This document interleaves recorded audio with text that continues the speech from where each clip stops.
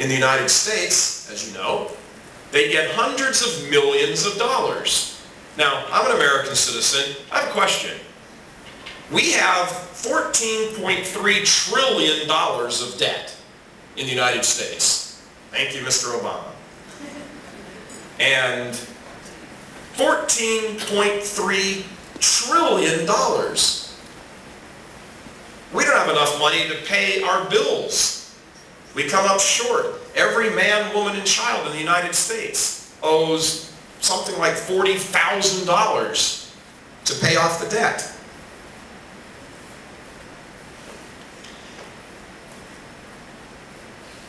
Why are we handing Planned Parenthood, that makes a profit, $365 million?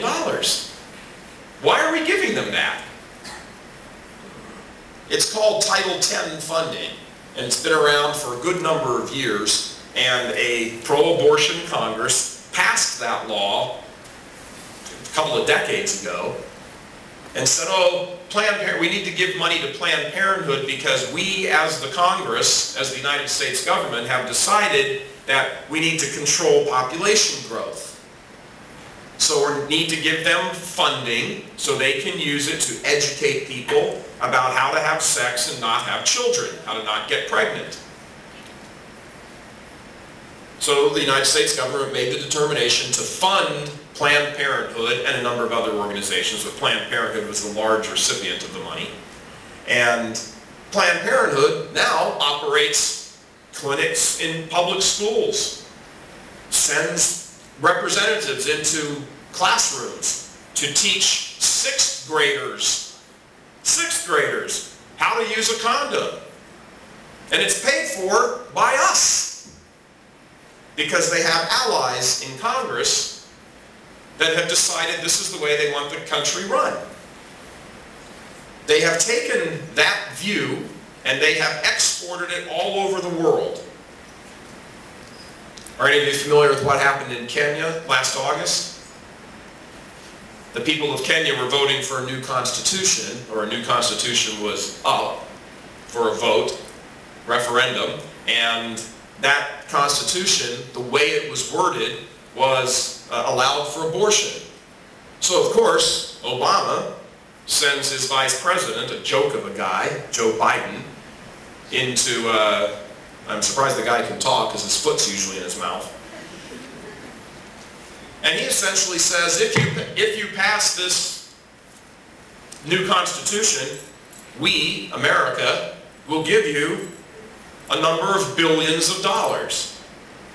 They bribe you to accept their view of human life, which is totally contrary to the Catholic Church and Almighty God's view of human life. If you peel away the layers of the U.S. Congress and Planned Parenthood and the Rockefeller Foundation, and you keep digging and digging and peeling all those layers away, you will eventually be staring Satan in the face. Satan hates human life. And by the way, when it comes to abortion, Satan does not care about killing babies. He knows, he's not stupid, and we all know, that even if a baby is not aborted, in 60, 70, 80 years, it's going to grow up and be an adult and die anyway. He's not interested in killing babies. He is, however, interested in making murderers out of moms and dads and governments and societies. He wants to turn people's hearts. And I can't imagine a more effective way to turn someone's heart than to turn them into a murderer. And in some cases, serial murderers. In the United States, and it's probably true around the world as well, of the 1.2 million abortions that happen in the United States every year, almost half of them are repeat abortions. So, what does that tell you? It tells you that there are people, couples, women, using abortion as contraception. Why? Because the contraception fails. No condom is 100% effective. No birth control pill is 100% effective. No IUD, no, well, I mean, IUD maybe because of what it causes. It's already causes an abortion. But any of these other things, none of them are effective. As in a guaranteed, you can have sex and you will not get pregnant. So what does Planned Parenthood count on? Planned Parenthood counts on the idea getting into your mind that, oh, I can have sex now as much as I want. And all I have to do is use a condom or be on the pill and I won't get pregnant. Well, they know that's going to fail eventually. Eventually, it will fail. You can't have sex 300 times a year and not get pregnant, regardless of what contraceptive device or method you're using. Well, if you're using contraception, it kind of stands to reason that you didn't want to get pregnant, right? That's why you were using it. So now all of a sudden you have an unintended pregnancy. And what happens to those unintended pregnancies? The Planned Parenthood abortionist is standing there at the end of the line with his knife and vacuum cleaner in hand and waiting to hand you a bill for hundreds of dollars. See, it's a system. It's a plan. And believe me, they have worked this into a fine science in the United States and Canada, England. They've done all their work. They've had 40 years to perfect this. They know the plan. First, start talking about, oh, look at all the poor people. Number 2, wow, there's too many of them. Number 3, let's figure out a way to have them be less in numbers. Number 4, oh, well, they're going to have sex, but we should do what we can when they have sex to prevent them from becoming pregnant. That way there will be less of them. Number 5, oh, I'm sorry to hear that your contraception failed this time.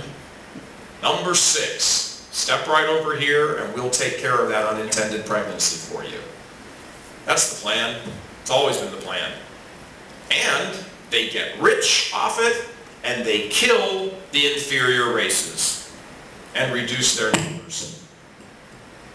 It's a Planned Parenthood demon standing there at that microphone. And that's their point. That's their point. There have been, since Roe v. Wade, the Supreme Court decision in the United States that legalized abortion in 1973, since 1973, 60 million children have not been born. Of those 60 million, 20 million African Americans have been killed in the womb through surgical abortion. There are 20 million less African Americans. It has devastated that population. It has destroyed them. The same thing now, sadly, is beginning to happen in the Hispanic population, because Hispanics aren't white, and so we have to get rid of them too. When Roe versus Wade was first passed and Margaret Sanger was developing Planned Parenthood and all of that, back in the 40s and 50s, there wasn't a really large Hispanic population in the United States. The inferior races, that was the blacks. But in the ensuing 50 or 60 years, there's been huge influx into the United States of Hispanics, and probably right behind them, Asians, as far as numbers. Those are the two big immigration groups moving into the U.S. now, and they have been for the last 15 or 20 years. So, Planned Parenthood, all of a sudden, now you ride a New York City subway, and you can see Planned Parenthood ads in Spanish. TV commercials running in Spanish. Radio commercials running in Spanish. Planned Parenthood clinics popping up in Hispanic neighborhoods. And over here, in the Philippines and other parts of Asia, Planned Parenthood would have a field day.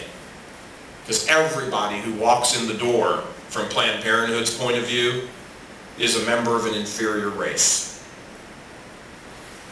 do not let these people come into your country and start killing your children. Pray, cooperate. If you find priests that are outspoken, get behind them. If you find priests that are quiet and should be more outspoken, well, give them a little kick.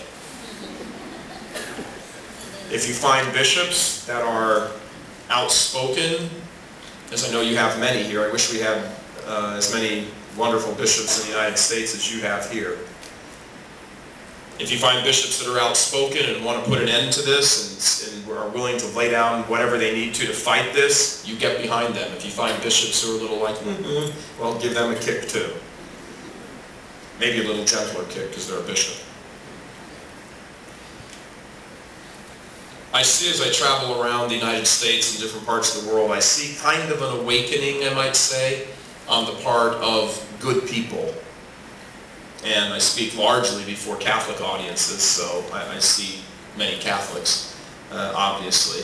And I see a great deal of frustration, irritation, anger, justified anger, not crazy anger, at the condition of the world, the condition of the church, that things have somehow gone terribly wrong. And what is it we can do to fix this? Well, one of the things you can do is what you're doing right now. Sit here. Talk to your friends. Talk to your neighbors. Rally around something. And the moment will come, and you have it here in the Philippines now with the RH. You have it. It's sitting right in front of you, right there. Don't let that pass.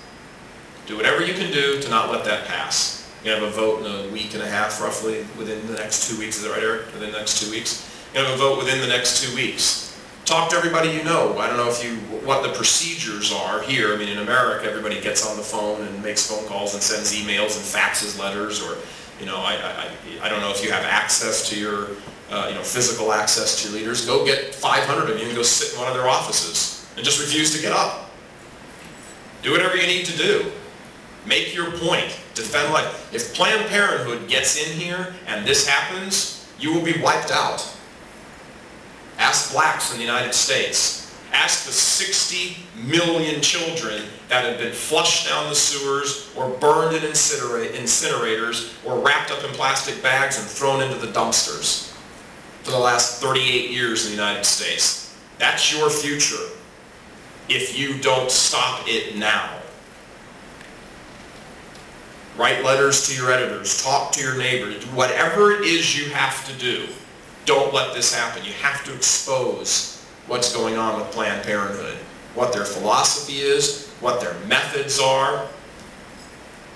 They will get them, once they get a foothold, they will move in, they will insinuate themselves in your schools. They will open up shops all over the place. They will pretend that they're doing it for women's health, that they're running mammogram exams and pap smears and all sorts of things like that. All the while quietly pushing their agenda. This is the largest Catholic country in Asia, greatest percentage population. Seize hold of your faith here and do not let this happen. Do everything you can. I mean everything you can within your power. It is you do not want for your future what the condition of the United States is now. And I know many of you are concerned and you see the trend and it's kind of going that way and you're adopting American, I don't want to call them values, but American beliefs and attitudes. Don't let that happen here. Remember, America is a Protestant country. Well over half the population in the United States is Protestant. It's not a Catholic country.